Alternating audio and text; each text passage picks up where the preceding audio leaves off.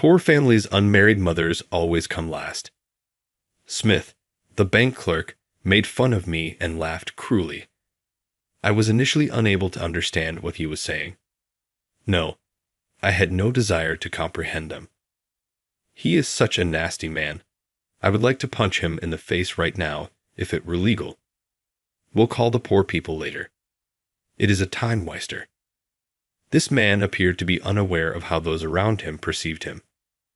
Everyone scowled at his actions and gave him icy looks. In such stifled environment, my beloved daughter raised her voice.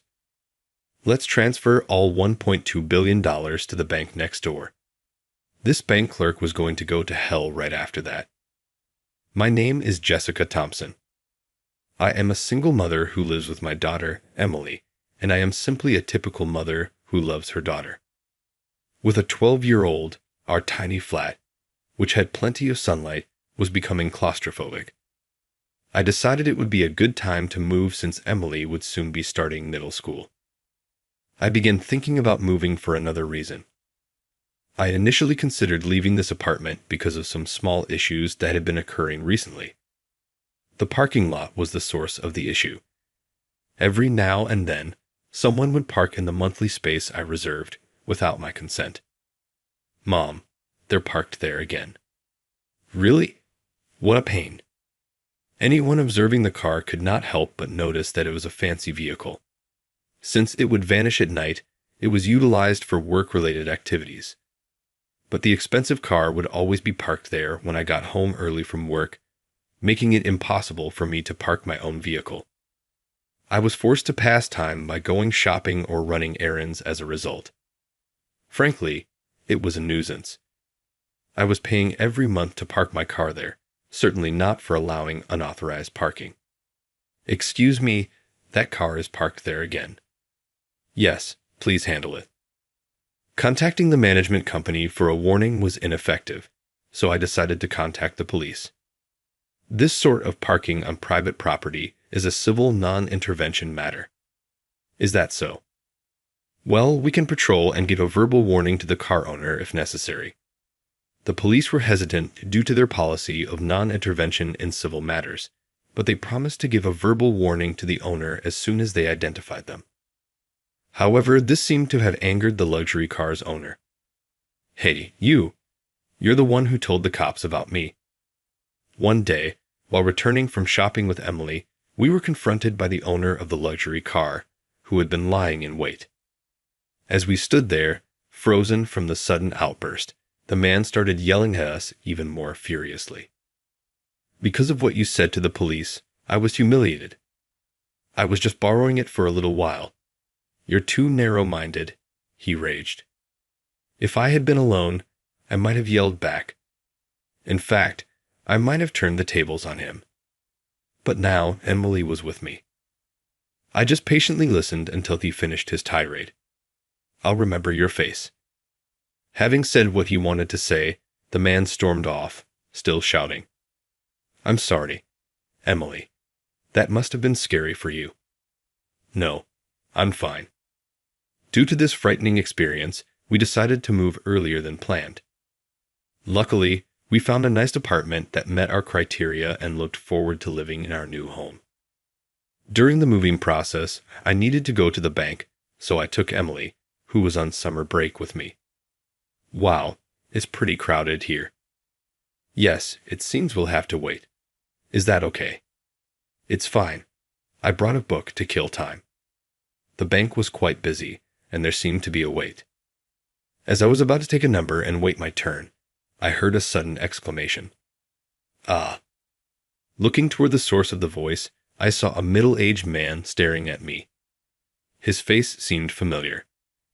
He was the owner of the luxury car who had yelled at us. Oh, that man. He's the one who parked his car without permission, right?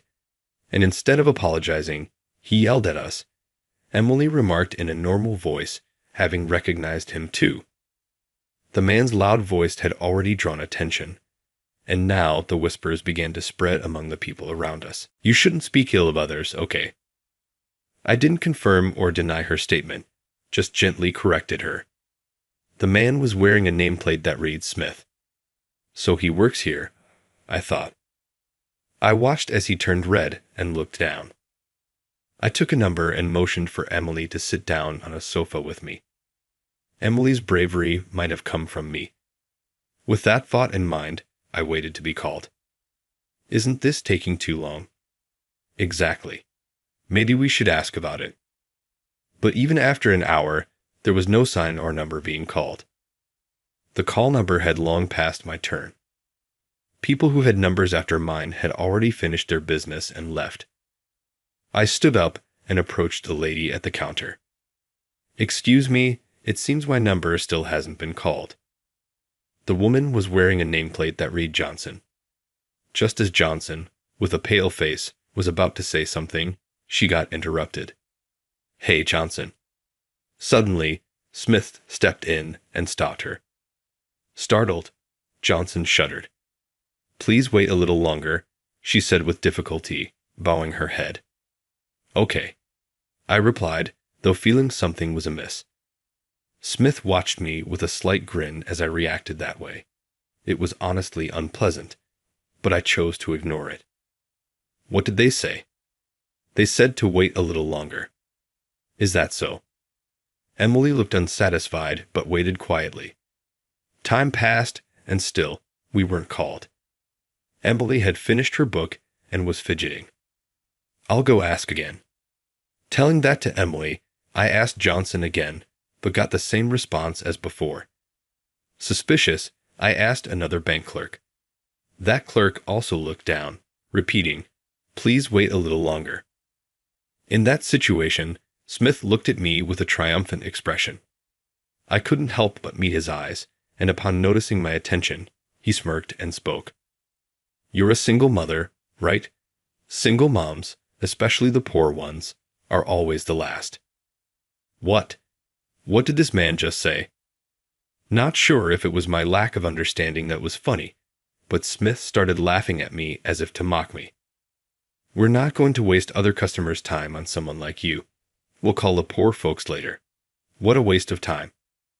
At those words, rage momentarily whitened my mind. Imagining landing a solid punch on his face, I observed Smith and the surroundings. Unaware or indifferent to the disapproving faces around, Smith continued to laugh crudely. Some even cast cold glances at him. This was probably his spiteful response to being called out for his illegal actions and what Emily had said earlier. Several clerks, including Johnson, were looking pale and downcast. I was infuriated by such childish behavior from a grown man. So, is this the policy of this bank? To serve those without money last? I raised my voice deliberately loud enough for others to hear. More and more people started gathering, their gazes coldly staring and whispering about Smith. He seemed oblivious to it. He kept smirking and looked down at me as if he was superior. Just because I'm a single mother doesn't mean I'm poor, right? Even if I were, I'm still a customer who deposits money in this bank. Shouldn't I be treated the same as other customers? You probably just have a few thousand in there, right? It's always those living in cheap apartments and driving compact cars who talk like that, he said mockingly and laughed at me. That's it. I won't forgive this anymore. At that moment, Emily, with a displeased look on her face, came up to me. While glaring at Smith, she opened her mouth to speak. Hey, Mom, instead of this bank with such an unpleasant man, let's move all of our $1.2 billion to the bank next door. Yes, we should. I agreed, smiling at my daughter's words. What are you talking about, kid? You mean $1.02, right? Seeing that, Smith sneered. I slammed our passbooks in front of him. Why don't you check for yourself then? At my words, Smith casually opened the bank book with a look of confidence. His expression turned pale in seconds. In response, this time, I had a triumphant look on my face. In fact, I am a company president. I took over the business from my husband, who passed away 10 years ago. My husband, Jake, started an 8 company during his college days. His dream was to grow this company and bring joy to many people. True to his word, the company started small, but Jake had the talent, and it grew rapidly, becoming larger and larger. I'll get Jessica to help out too. Of course. This company is my dream too. Originally, Jake and I were business partners. We were classmates in college and also members of the team that started the company together. Jessica, would you come with me? Yes, it sounds exciting. Also, I want you to be my girlfriend. We started dating when we graduated from college.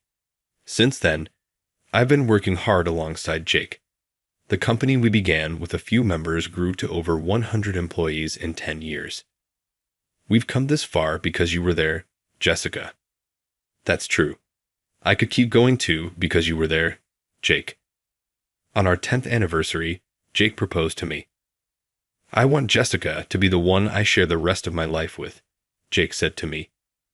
By the way, the proposal happened at a restaurant with a beautiful night view, a rare outing for us. Normally, we never went to fancy restaurants, just sticking to bars and the like, so both Jake and I were super nervous about it. But after he proposed, I realized that Jake's nervousness wasn't just about that. Yes, I'd be delighted. Oh, good. As I nodded, close to tears, Jake's tension visibly melted away. He beamed back, his face alight with joy. It's a fond memory. How I thought I wanted to support this man for life and smiled back wholeheartedly. Our married life was filled with happiness every day. No matter how tired we were from work, being at home with each other was always comforting. Jessica, I'll cook dinner tonight. Thank you. Then I'll take care of the laundry. Ah, thanks for doing that. We always expressed gratitude for shared household tasks and exchanged gifts on anniversaries. We regularly went on dates, always sharing our honest feelings with each other. It was a truly loving life. I'm so glad I met you, Jessica. You too. Let's make sure our child is as happy as we are. Yes, we must make our child very happy. Emily was born 2 years after we got married. We had discussed that if we had a daughter, her middle name would be mine, and if it was a son, we would name him after Jake. She's a cute girl. Sure. For her name, I've been thinking. How about M? Yes, I'd love it. And so, we named our daughter Emily. Jake doted on her and was actively involved in parenting. I'll take care of her tonight. You get some rest. Thank you. We took turns dealing with the night crying and had become quite adept at changing diapers. I bought a blender for making baby food, but since Emily didn't eat much, it ended up being underused.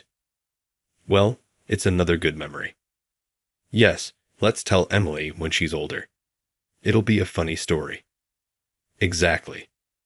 Jake was so smitten with Emily that he often accidentally spoke to his employees in baby talk. Hey boss, you're doing the baby talk again. Oh, sorry. Forget that. That? How many times is this now? Really, such a doting parent, aren't you? The employees watched Jake fondly, and I was secretly smiling too. When Emily started crawling, Jake would crawl after her. And when she began walking, he was overly protective, always staying close in case she fell. Emily adored Jake and said Dada before Mama. Did you hear that, Jessica? She just said Dada. Yes, I heard. Yay. Emily called me Dada. She called me Dada. Although I was slightly taken aback by Jake's cheerful joy, I felt happy. But our happy family life was abruptly struck by misfortune. Jake, Emily has a fever. I'm going to leave work early. Oh. Okay. Should I come along too? It's okay. I'll leave first. Shortly after I returned from maternity leave, I got a call from Emily's daycare that she had a fever. After getting permission from Jake, I left work early, picked up Emily from daycare, and took her to the pediatrician. It's gotten so late. Jake must be worried. It was past 7:00 p.m. by the time we left the crowded clinic. What's this? In front of the apartment building, there were lots of police cars and ambulances. I was wondering what had happened when. It's a traffic accident. How scary. I hope the driver who got rear-ended is okay. I heard passersby whispering about it. As I got closer, I learned that a car had run a red light and caused the accident. And then, the car that was hit by another running a red light and crashed into a pole was a car I knew all too well. Jake. It was supposed to be Jake's car. The police confirmed that Jake had been in the car. He was trapped between the pole and the other car and had passed away. In the car, I found a bag with Emily's favorite yogurt and ice cream. He must have bought it thinking about what Emily, who had a fever, could eat. But now, they were ruined. If only I had asked him to come with me. I don't remember much after that. Our parents, who lived far away, rushed over. Poor Jessica, leaving little Emily behind. Such a tragedy. I vaguely remember them being by my side. They handled all the arrangements while I was in a daze. Everyone cried over Jake's sudden departure. Unaware of everything, Emily alone was beaming with a smile at the people who had gathered. This only deepened the sadness. The fact that Jake was gone. The horrific scene of the traffic accident. Remembering this, I sold the apartment we lived in at the time and rented a smaller apartment. Just right for Emily and me. I'll protect Emily for both of us, Jake. I took over Jake's role as president of the company. No one objected, and everyone supported me. I was grateful for that. Jake had left a substantial inheritance for Emily's sake, but I would have preferred Jake's presence over any amount of money. I would have been content with a life of poverty if only Jake were with us. Still, for Emily's sake, I decided to love and protect her as Jake would have. Did you get a good look, Smith? I asked the pale-faced Smith. Is it just a small amount of money to you? In response to my question, Smith just stood there, his face red and trembling, without saying a word. Was it shame or anger? Since he remained silent, I decided to take action. I cannot trust my assets to a bank with a clerk like you. I will cease all transactions here. I declared to Smith and smiled at Johnson, who had been anxiously watching us. Will you please call the branch manager? This person is not suitable for discussion. Yes, right away. Johnson hurried off to fetch the branch manager. Moments later, the branch manager arrived, looking flustered. Mrs. Thompson, it's been a while. What can I do for you today? I'm not sure how Johnson introduced me, but the branch manager seemed quite flustered, his voice sounding a bit shaky. Pod, she really is the president. Seeing the branch manager bow his head, Smith muttered to himself while looking at me. I handed the useless number ticket to the branch manager. I wasn't called even after waiting for so long. So when I asked Smith, he said that single mothers and poor people are served last. Don't steal other customers' time. Wait your turn, he said. I can't wait any longer.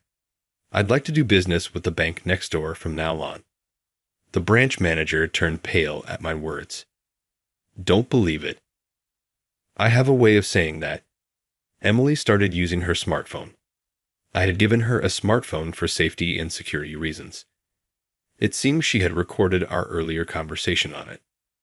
From Emily's smartphone, the earlier abusive words of Smith played out. Oh, you recorded it? Yay, I'm so sorry. Presented with such evidence, the branch manager desperately pleaded an apology. Nearby, Smith was still looking down, unchanged from earlier. Please, we can't lose your business. It would put us in a very difficult position. Because he ranted at me about being poor, I'm sure it's not a big deal for you to do business with me, is it?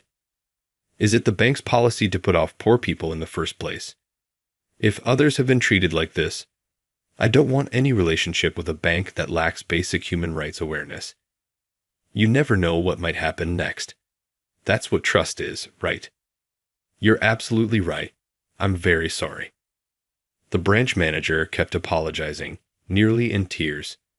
I was starting to feel sorry for him. It's not his fault. It's Smith's. Smith remained silent, still trembling.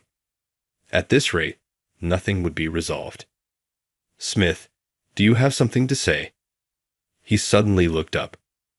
You're just living off your husband's inheritance. How dare you talk like that, being a woman? His yelling echoed throughout the bank. The situation then escalated into a storm of verbal abuse. You must be relieved your husband is gone. Just happy to have his money. All women think like that. Stop it.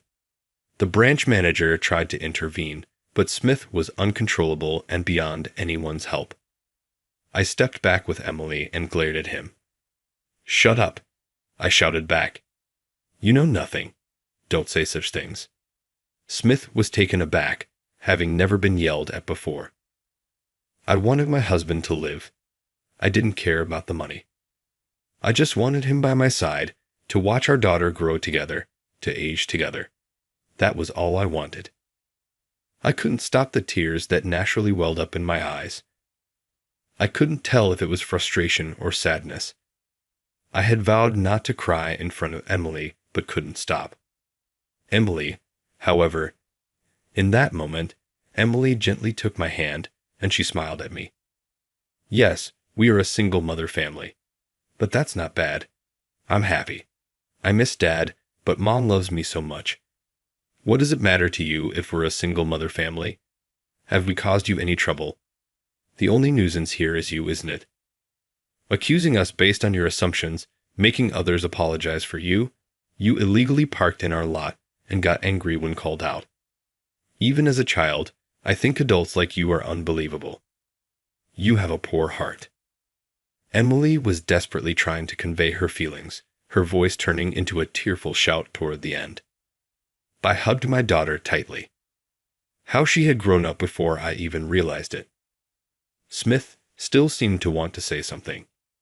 However, it seemed like he was completely out-argued by an elementary schooler. You guys, he kept repeating. It was then that someone reprimanded Smith. Let's stop this, Smith. We can't listen to you anymore. It was Johnson.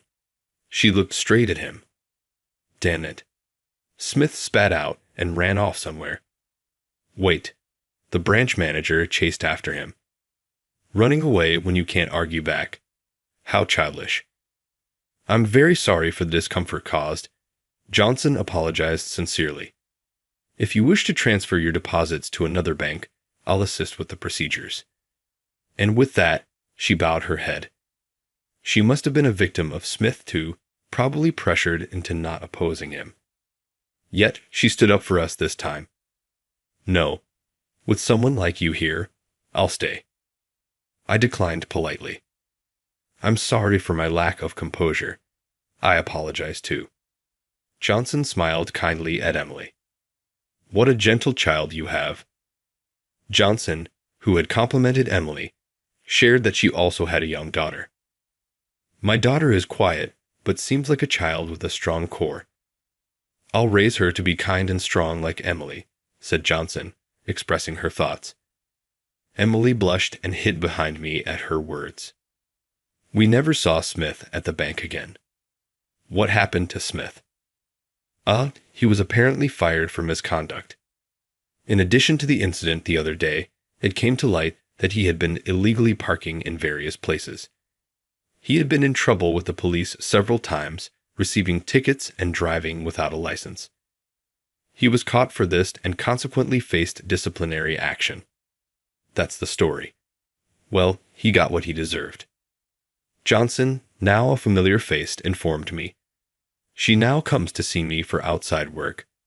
We have built a good relationship, including in our personal lives.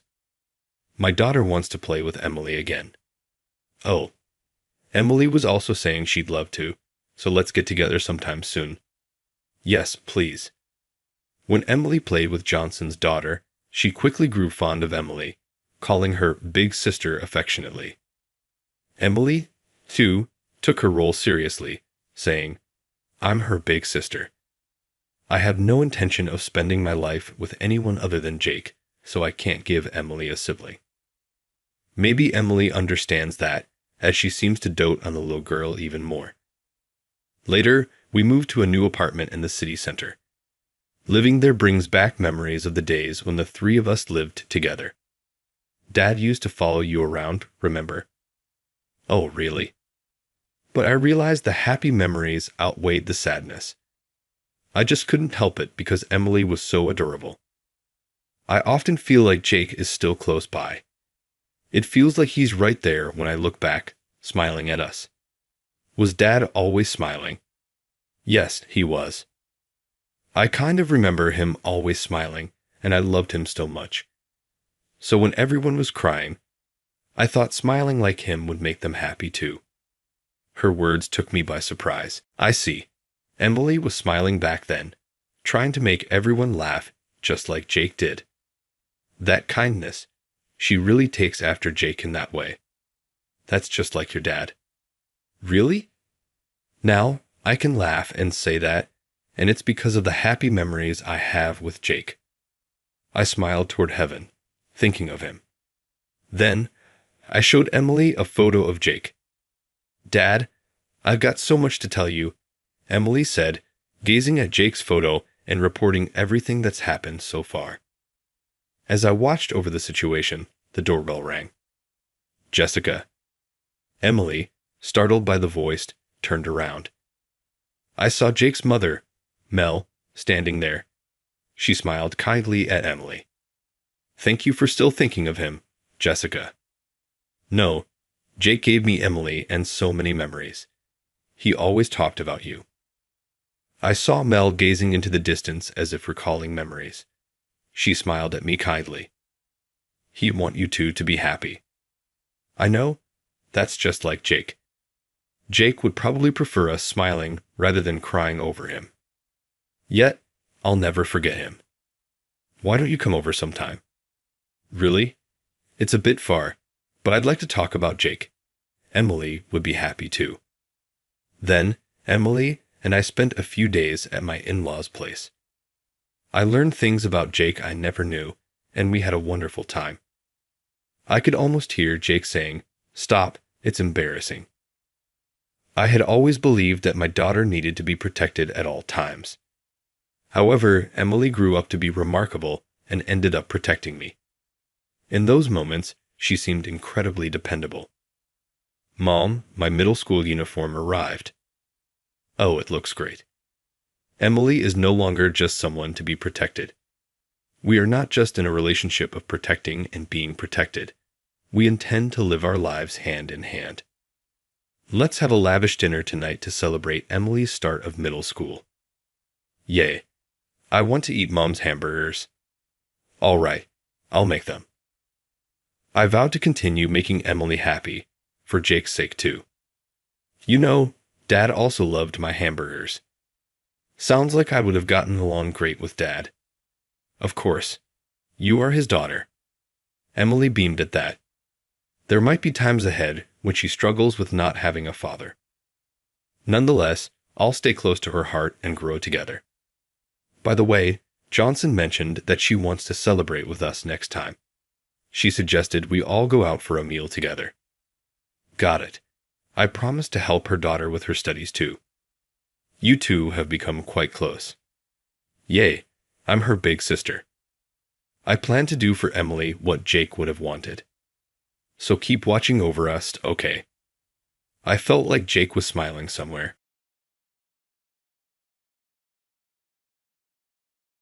The woman I met at a group blind date was a doctor, someone everyone around her expected great things from.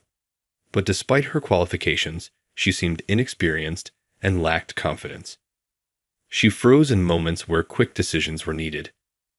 Being a doctor myself, I felt compelled to step in and help her out so she wouldn't let her friends down. My name's Jack. I'm 32 years old and also a doctor. Even at this age, I've never been the subject of gossip. Sure, I've had relationships, but work always came first, leading to breakups. Most of my exes complained that I didn't give them enough attention. By my late 20s, I realized I might be more suited for work than romance. Early on, I felt a bit empty seeing everyone around me getting married and having kids, but now I'm able to separate myself from all that. I focus on work and study every day driven by the desire to save as many patients as I can. My family back home is pretty laid back, so there's no pressure about marriage. I'm thankful for the environment I'm in, and all I could think about was becoming self-sufficient as soon as possible. So when old high school buddy invited me to a mixer, I wasn't interested. I was going to decline, but they were one person short and really needed me to fill in. Reluctantly, I agreed. My plan was simple: show up, make an appearance, and then leave. I didn't even bother dressing up when I left the house and headed to the meetup spot. Hey everyone, long time no see, I said as I arrived, realizing I was the last one there. Seeing old friends after so long put a smile on my face. Becoming an adult meant we didn't see each other often, so reuniting with them at this group date was a pleasant surprise. Even though I wasn't keen on going at first, that moment of reunion made me glad I came. We caught up with old stories and updates on the way to the restaurant, and it felt like we were back in our college days. I was having such a good time that I almost forgot the main purpose of the evening. We got seated and waited a few minutes for the women to arrive. The mood shifted as soon as they walked in, all cheerful and introducing themselves with a "nice to meet you." I could sense my friends silently praying for a meaningful connection as we entered the restaurant. I found myself quietly rooting for them too. After ordering drinks and making a toast, we started introducing ourselves. I'm Jack. I work in corporate, I said. I had arranged with my friends beforehand to give a different profession. It's not that I'm embarrassed, but saying I'm a doctor often leads to a lot of questions and can be a bit overwhelming. Hi, I'm Sarah. I work as an internal medicine doctor. I was taken aback to hear that amongst us was a fellow doctor. The seemingly reserved woman ordered a non-alcoholic drink and had her cell phone face up on the table. I also kept my phone out in a similar manner, always on alert for emergency calls. So I could tell that Sarah wasn't lying when she said she's a doctor. My buddies would tell me, "Come on, have a drink for once," but I just smiled and brushed it off. The moment Sarah mentioned she was a doctor, she became the center of attention, getting bombarded with questions. "I'm just a nervous in name only," she answered, looking modest or perhaps a bit apologetic. Yet, Sarah's friends seemed proud to have a doctor in their group, boasting about her as if parents would about their child's profession. I'm a doctor too, but I don't yet feel confident in my abilities, so I often avoid mentioning it in front of strangers. Sarah must have an honest and straightforward personality. I felt a tad sympathetic watching her be praised by her friends for being a female doctor and seeing her respond with a troubled smile. My buddies seemed to be growing fond of Sarah, their gaze fixated on her. Anyone could tell Sarah was beautiful, kind, and gave off a delicate vibe, and her humble demeanor probably made her even more likable. I wasn't drawn to her romantically, but I felt a kinship with her as a fellow doctor. Many female doctors at my workplace were strong-willed, had a high society vibe, and were quite snobbish. My alma mater was a state university in a place like Idaho, but my current hospital is affiliated with a private medical college, so there are many young female doctors. Hearing their conversations, there are a lot of things I don't quite understand. Their values clearly clash with mine, and coming from an average family, I often feel out of place. I've always had difficulty connecting with such women. I sensed none of that vibe from Sarah in front of me. As the night went on and we all loosened up with some drinks, the ambience in the bar suddenly shifted. "Sir, are you okay?" The distressed call of the store clerk was followed by the sight of a fallen man just beyond the open door. I immediately stood up and approached the man. I informed the clerk that I'm a doctor and diagnosed him with acute alcohol poisoning, instructing her to call an ambulance. From behind, Sarah, pushed forward by our mixer friends, came toward us visibly shaken, clearly not accustomed to such situations. Her hands trembled, taking too long to decide and seemingly on the verge of panicking. I reassured Sarah, "It's okay. I'm actually an emergency doctor. I've been through this many times. Stay calm." Let's first get him into a more comfortable position. I whispered that softly to her.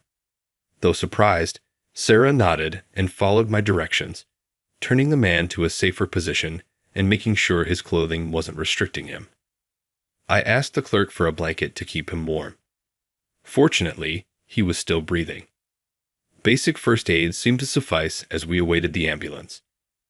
No matter how many times you face emergencies outside the hospital, you never really get used to it. Thankfully, it wasn't more serious. Looking down with regret, Sarah replied, "I couldn't do anything," tears streaming silently. Earlier at the mixer, she had shared that she's working at a big city hospital. Judging by her age, it seemed she had limited experience.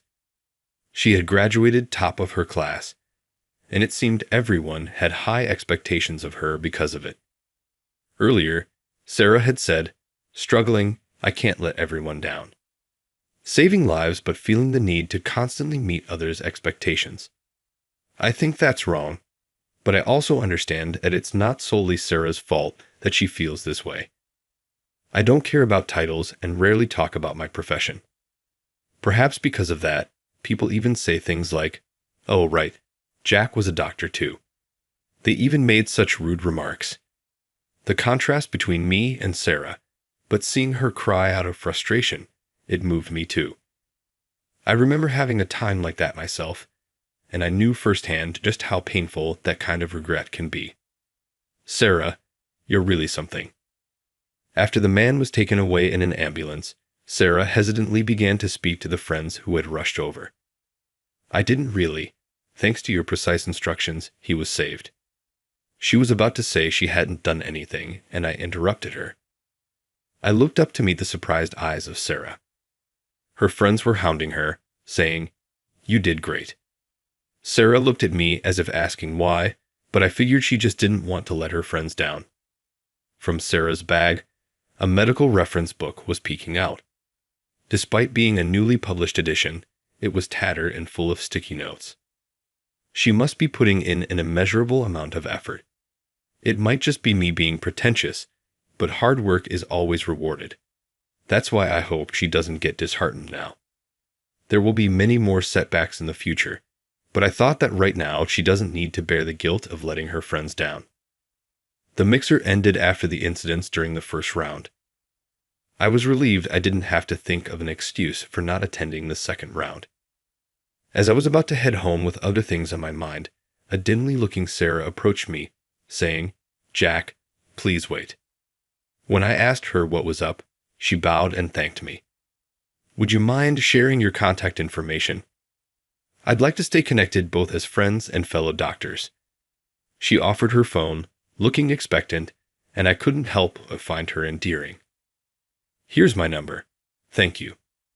When I displayed my number, Sarah registered it with a happy look. After exchanging contact information, she waved and went back to join her group of friends. The ladies were planning a sleepover and mentioned they were heading out for some shopping. My buddies and I decided to hit a bar we know and have another drink. Being the usual non-drinker, I was sober and stared at my phone screen. I received a message from Sarah. She simply said, "Thank you." I replied simply, "You're welcome," and hit send. It seemed that Sarah wasn't great at communication either. That was the end of our message exchange for the moment. Afterwards, we exchanged messages a few times a week, sharing trivial things like how beautiful the sky looked today or that a flower, as she was growing, had bloomed. In our exchanges, we never made plans to go out, but rather shared random thoughts, forming an oddly comfortable bond. Still, I found our little chats comforting. We both have a lot to learn. We're both busy anyway, both of us needing to practice and learn from experience. Too much communication can be draining from time to time. I looked forward to messages from Sarah like, "Let's keep it up," or "Good job today." I realized I had feelings for her 6 months after we first met. Sarah was driven by her past experiences, always studying and attending various trainings to become a doctor who can save lives under any circumstances. I had busy days juggling work and studies too, but I always made sure to get enough sleep and took breaks when I needed to. Sarah, always being so hard on herself, seemed to push through without taking much time to rest. Every now and then, when she'd call and share how she had learned something new, I feel genuinely impressed and wanted to support her. It's tough, but it's fun. I feel like I'm finally on my path, and I want to become better every day. Hearing her laugh while saying those words, I was sure of my feelings for her. I think I had these feelings for a while, but it took me some time to recognize them. Finally, acknowledging my feelings, I decided to ask Sarah out. Sarah, when's your next day off? Next Thursday. Luckily, our day off matched, so I smoothly brought up the idea of a date. She happily accepted, and I began planning our date. We'd exchanged messages and calls, but hadn't met since the day of our initial encounter, our second meeting in total. I had decided that on this date, I'd confess my feelings. I knew we both had busy schedules, and it was uncertain when we could meet next. To make my confession successful, I needed the perfect day plan. Then one night while on duty, an emergency case came in. I quickly assessed the situation, giving directions to the nurse and rushing to the emergency entrance. The ambulance arrived, and the emergency patient was brought out. The patient was Sarah, her white knit stained with blood. A man in his 30s had collided with an oncoming vehicle while riding his motorcycle. He was unconscious and in critical condition, so we administered CPR and applied emergency bleeding control while pushing the stretcher together. Sarah explained the situation and the actions taken. I understand. I'll take it from here. I immediately went into the treatment room and hurriedly administered care, cleaning, and stitching the wound, ensuring no damage to the brain. After contacting the patient's family, I finished the treatment. Thanks to the excellent first aid provided, though the injuries were visible, they weren't critical. When I left the treatment room, waiting there was Sarah. The first aid treatment you gave was perfect and really helped the patient. The patient's life is in no danger, I said, bowing my head in gratitude. Seemingly relieved, Sarah slumped down, saying, "I'm so glad," and tears of relief flowed. After work, I went shopping and saw an accident outside the supermarket. I didn't know what to do at first, but before I realized it, my body just moved on its own. She was scared, but she said she had been reminding herself of why she had been training all this time. It took great courage for her to identify herself as a doctor. She said if she hadn't stepped in, perhaps nobody else would have.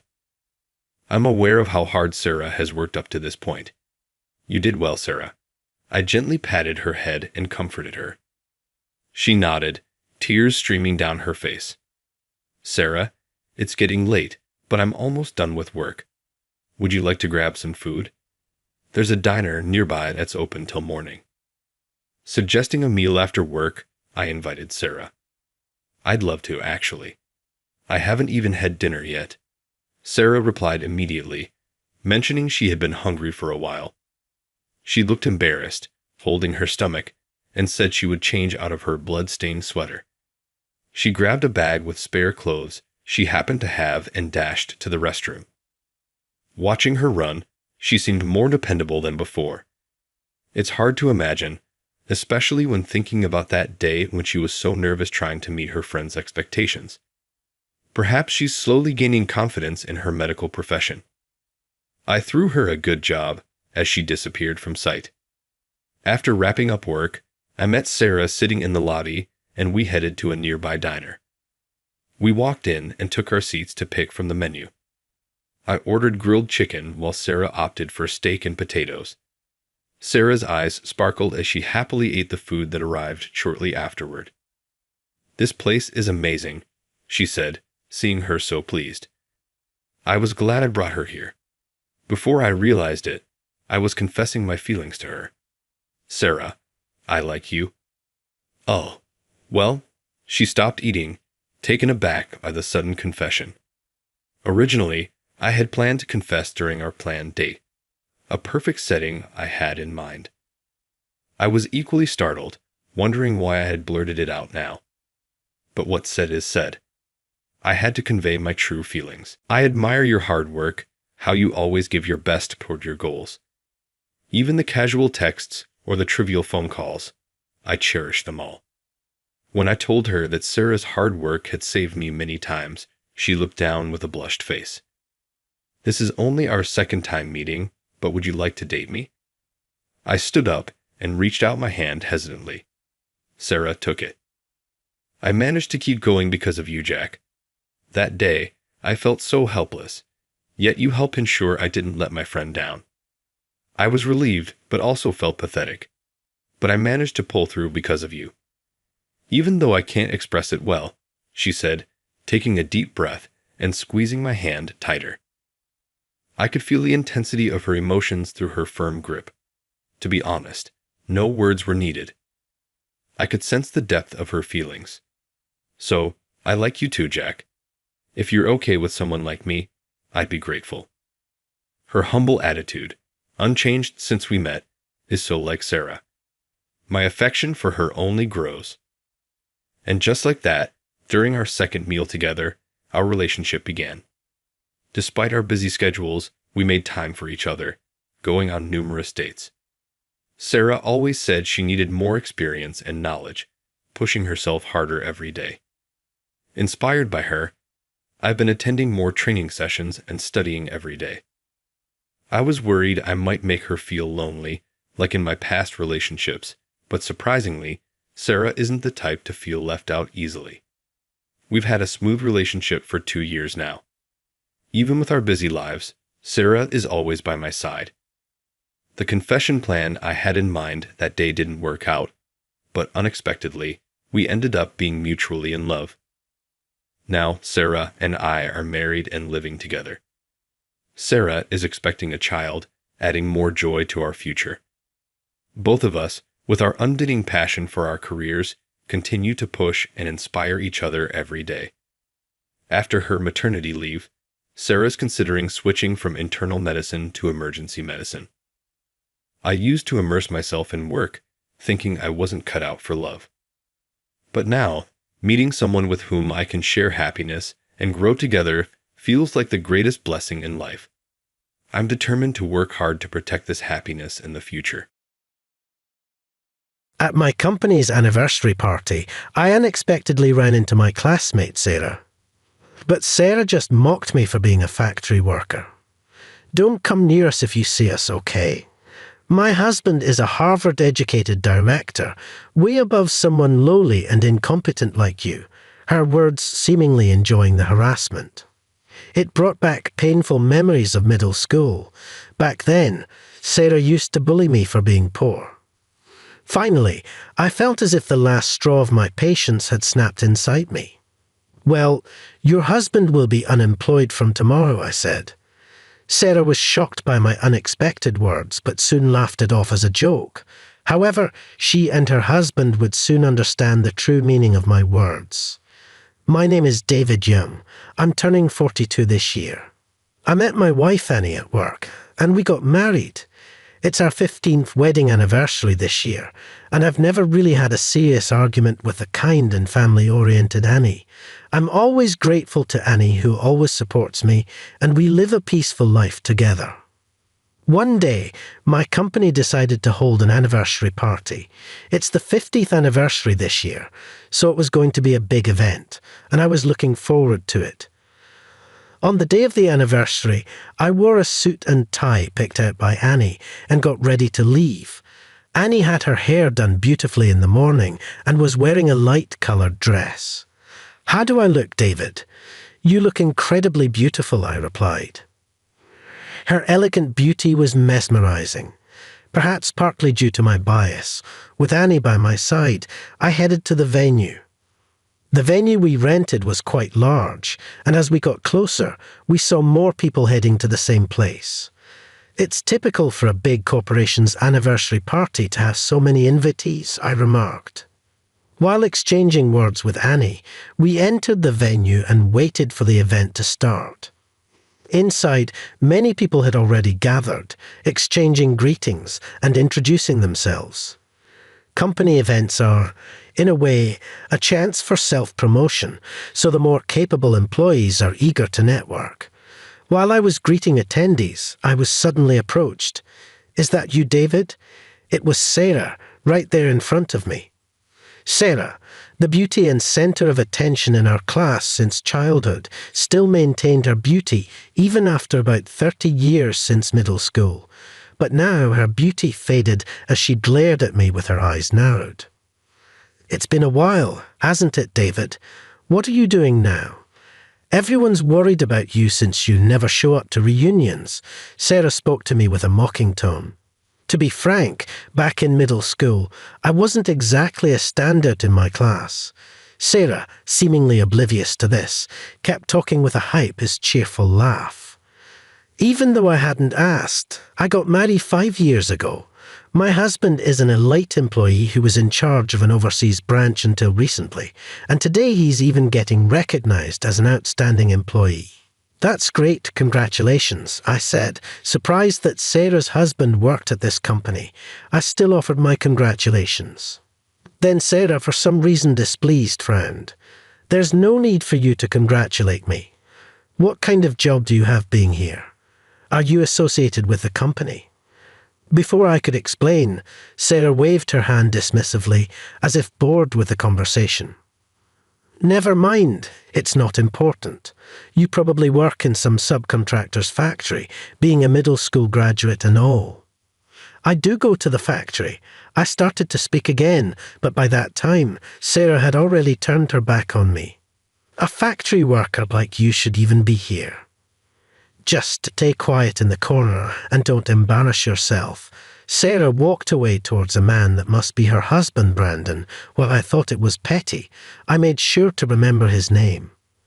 Sarah mocked me for being a middle school graduate, but to be precise, that's not entirely true. When I was in middle school, my mom got seriously ill, and my dad lost his job due to the recession. From that day, my life changed completely. My dad, once a diligent employee, started drinking and gambling to escape from the harsh reality. Soon, we ran out of money and had to sell our house, moving into a small, old one-bedroom apartment.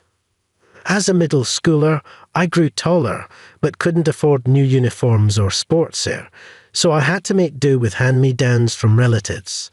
This made me a target for ridicule. My classmates called me poor and uncool. Sarah, beautiful and bossy, was the ringleader, even instructing the entire class not to talk to me. She was the popular girl in class, and no one dared to go against her, so her bullying continued until we graduated. On graduation day, Sarah called me over and asked with a sneer, "Which high school are you going to?" "It would be good if you could get a hand-me-down uniform." I was so annoyed by her persistent teasing that I retorted, "I won't need a uniform for the high school I'm going to." "Not going to high school, just working after middle school." "Yeah, that's right. I'm going to work after graduating middle school." Hearing my response, Sarah burst into laughter. "Can't believe you don't even have the money to go to high school. Well, do your best to earn, you put. A middle school graduate." I left without replying to her. What I told Sarah wasn't entirely true, but it wasn't completely false either. I attended a night high school while working during the day. My dad was still drowning in alcohol, and my mom, who was doing piecework, kept going in and out of the hospital. So I had no one to rely on. After graduating middle school, I desperately looked for a job, but there were hardly any companies willing to hire a middle school graduate. The only place that hired me was the machine manufacturing factory where I work now. I've always loved tinkering with machines, so I threw myself into this job. I worked during the day and attended high school at night. Balancing work and study was tough, but I managed, thanks to the encouragement from my older colleagues. They taught me the ropes at work and even treated me to lunch sometimes, treating me like their own son. Years went by as I worked, supported by everyone. After finally graduating high school, I planned to continue working at the factory as an employee, but my senior colleagues advised me otherwise. "Now that you've graduated high school, try to study as much as you can," they suggested. I went to college. I chose a university department related to my company's business and gained strength by acquiring various certifications and researching specialized fields. After graduating from college, I returned to the company. A few years later, at 25, I encountered a turning point at work. I met Annie, who'd become my wife. Annie was kind to everyone and had a lovely smile, and I gradually developed a fondness for her. But it turned out that she was also interested in me. She asked me out on a date, and that's how our relationship began. A few years later, we happily got married and built a warm family together. Throughout such a life full of ups and downs, I had completely forgotten about being harassed in middle school. So, when Sarah approached me at the venue today, I was genuinely surprised. Seeing my distressed look, Annie looked at me worriedly. After I briefly explained the situation, she tightly grasped my hand. "No matter what anyone says, I know you're a wonderful person, David. Let's stay confident and enjoy the company's anniversary party." "Yeah, you're right." Encouraged by her supportive words, I squeezed her hand back. Thus, we decided to wait for the party to start. After exchanging greetings with everyone, the hustle and bustle finally settled down. Thinking of resting until the start time, I moved towards the wall with Annie. "Oh, you're still here." There were Sarah and her husband, whom I had just parted ways with. I was a bit surprised to bump into them so unexpectedly, but I sincerely congratulated her husband, Brandon. "Brandon, I heard you're an outstanding employee getting an award today. Congratulations." But instead of responding, Brandon just looked me over as if appraising me. "Is this the factory worker classmate you were talking about, Jay? He has the audacity to attend the company's anniversary party despite being a mere worker." Sarah returned the words with a bitter expression. Then Brandon, ignoring my presence, curiously asked Sarah, "But for a factory worker, he's wearing a nice suit." I'm an elite, so I'm quite particular about suits. Even if he tries hard to wear a good suit, it's ruined because he's a lowly worker. It's truly embarrassing to have someone like him as a classmate. Frowning, Sarah spat out her words, and Brandon inquired further, "Embarrassing, Jay, imagine he's been a factory worker since dropping out of middle school. That's 30 years of being a mere worker." "Well, wow, really. That's unbelievable." Sarah pointed and laughed at me, and Brandon leaned back, distancing himself as if amused. They both looked down on me with obvious disdain and then glanced at the person next to me. There stood Annie, watching the two of them intently. "So, this bottom-of-the-barrel worker, even though he's a dropout, managed to get married. What does your wife do?" Sarah asked me, and I answered honestly, "She works in the same field as me. We met at work." At that moment, Sarah and Brandon looked at each other and burst out laughing. A couple both sweating it out in the field, doing menial work. Perfect match for an incompetent dropout like you. They started mocking not just me, but also my wife. I couldn't understand how they could say such awful things to my wife, a stranger to them. As I stood there stunned, Sarah blurted out, "But if I were you, I'd be too miserable to even mention working in a factory." Yeah, for an elite like me, it's unimaginable to live such a lowly life. "Please stop talking like that," I retorted angrily to their cruel insults. But Sarah looked at me as if I were something dirty and turned her back, and Brandon shooed me away as if swatting a fly. "If we keep talking to you, people might think I'm a local class worker like you. Could you go somewhere else, Jay? Talking to someone lowly like you might rub off on me." I was boiling with anger at such rude behaviour, but as a grown-up, I couldn't just let my emotions take over and start yelling. So I tried hard to hold it in. However, Sarah seemed to mock my feelings and hurled more disdainful words. "From now on, if you see us, don't come close, okay? My husband is a Harvard-educated director. Way different from a lowly incompetent person like you." Her words enjoying the harassment brought back painful middle school memories. Back then and even now, Sarah acted arrogantly, thinking she wouldn't be retaliated against. I felt like I heard the sound of my patience snapping inside. Well, your husband will be unemployed from tomorrow. Sarah was taken aback by my unexpected words, staring with wide eyes. As I stared back expressionlessly, she laughed it off, pretending, my husband unemployed. What are you talking about? Have you lost your mind? Why would a mere factory worker like you have any power over my husband? That's because I'm the president of the company. For a moment, Sarah was dumbfounded, then suddenly burst into loud laughter. You, the president? Don't be silly. Are you just saying that because my husband is a Harvard-educated director, and you want to one-up him? It's not a lie. Yeah, keep your fantasies to yourself, just like in middle school, I continued seriously, but Sarah clearly didn't believe a word. Then Brandon looked back and forth between me and Annie, standing by my side, and shrugged in disbelief. Married to a husband who spouts such fantasies, she must be quite the wife. Aren't you embarrassed to stand beside such a man?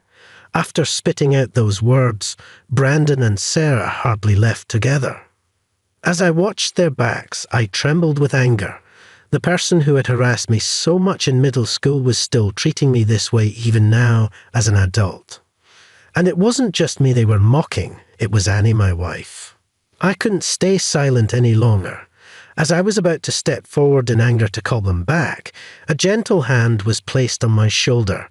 It was Annie. I heard everything, but it's not good to reprimand them here. But I couldn't just back down, especially after they laughed at Annie. But as I looked at her, I was taken aback by her unexpected expression. She wore a mischievous smile. I have a good idea, hearing Anne's plan. I nodded deeply, feeling a sense of relief. When the announcement for the party start was made, we moved to our assigned seats. The event began on time, and the employees started singing the company anthem. In my peripheral vision, I saw Sarah and Brandon singing along as well. After checking with the organisers, it turned out that Brandon was indeed being recognised as an outstanding employee. Along with several other distinguished employees, he was escorted to a special seat with his family. Imagining what was about to happen, I suppressed a rising chuckle. After the anthem, the entertainment part started. There were performances by a magician and comedians, summarising the company's history in a skit, filling the room with a festive atmosphere.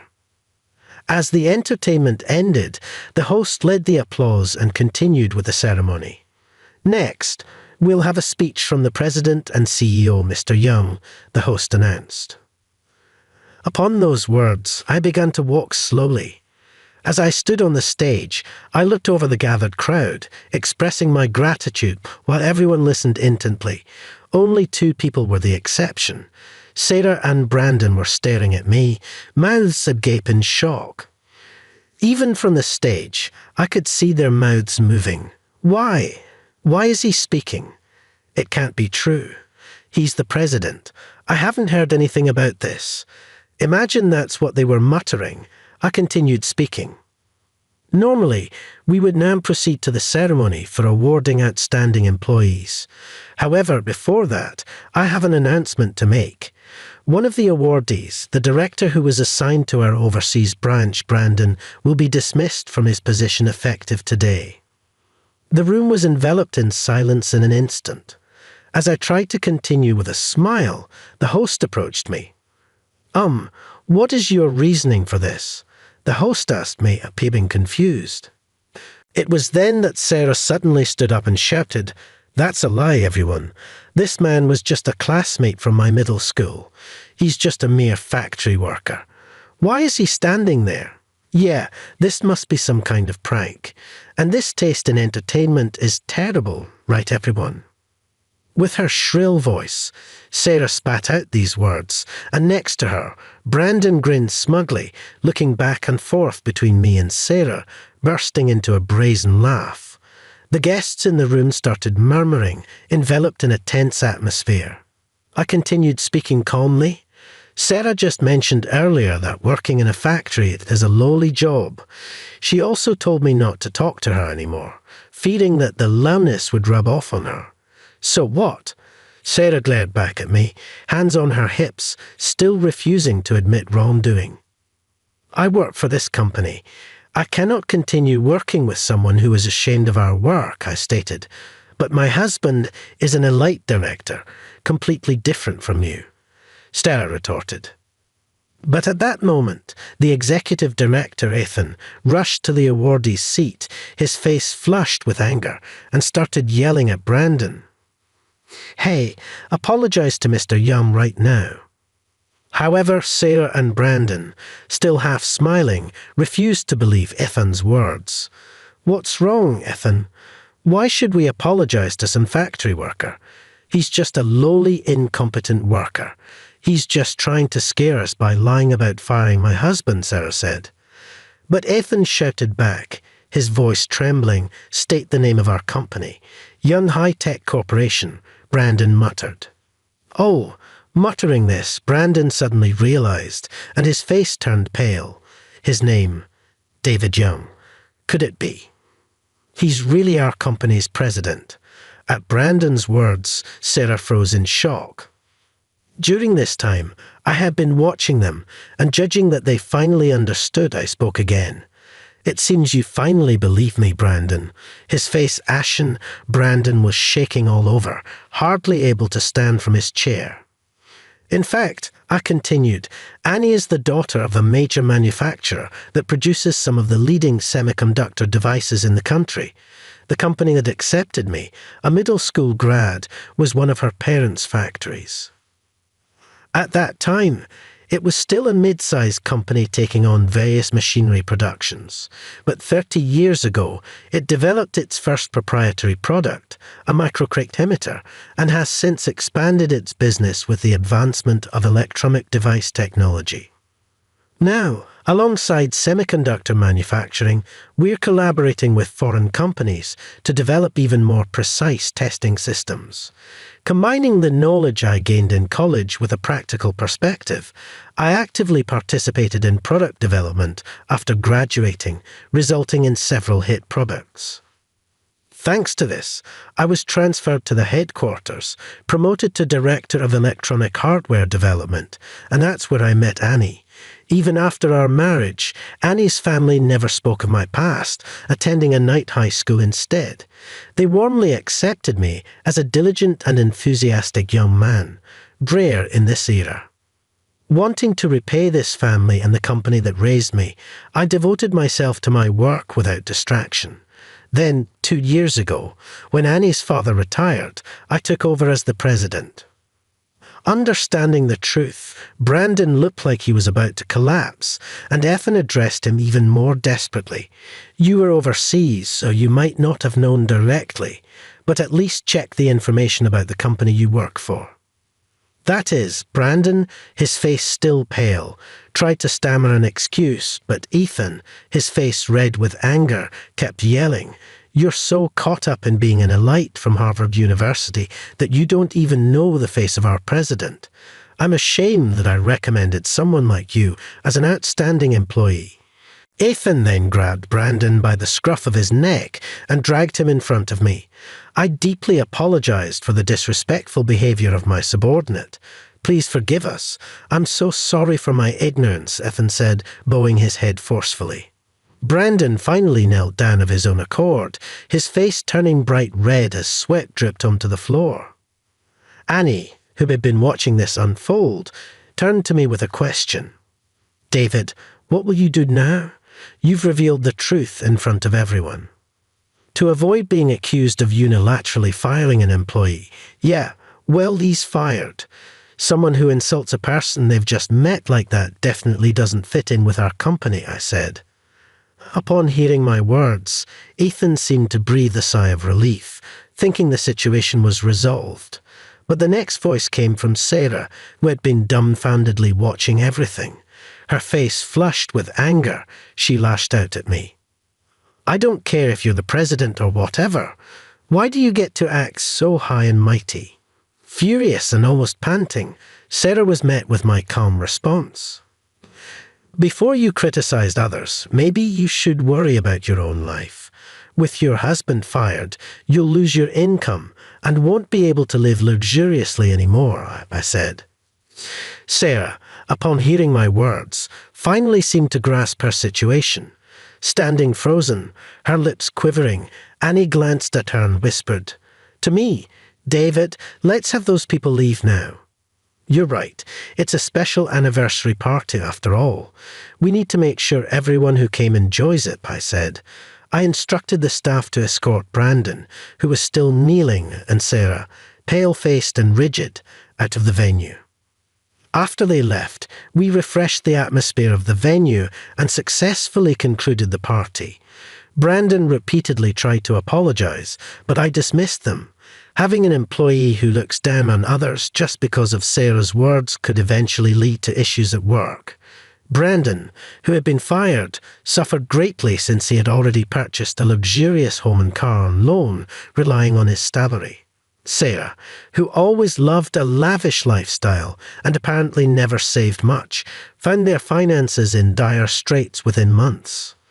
Unable to pay the enormous loans, the couple eventually had to sell their house and car and move to a shabby apartment.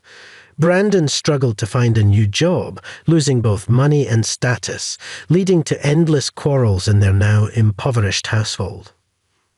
Eventually, they divorced and now live separately. Brandon, desperate for a job, finally found work as a factory worker. He spends his days standing in front of a conveyor belt, endlessly assembling machines as part of a repetitive process. Meanwhile, Sarah became a topic of discussion among her local classmates for her actions toward me. Abandoned even by her family, she now lives alone, struggling to afford meals. Her once prized beauty faded away. She's barely making ends meet by working night jobs. As for Annie and me, we continue to live happily.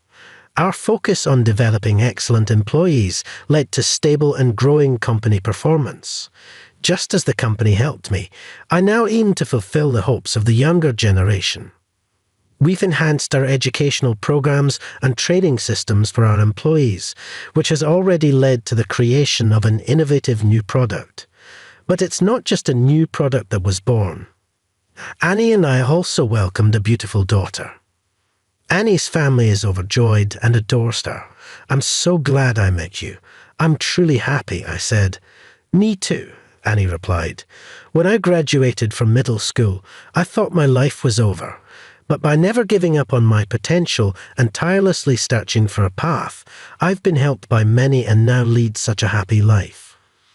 I want to continue delivering products that make the world a better place as a way to give back."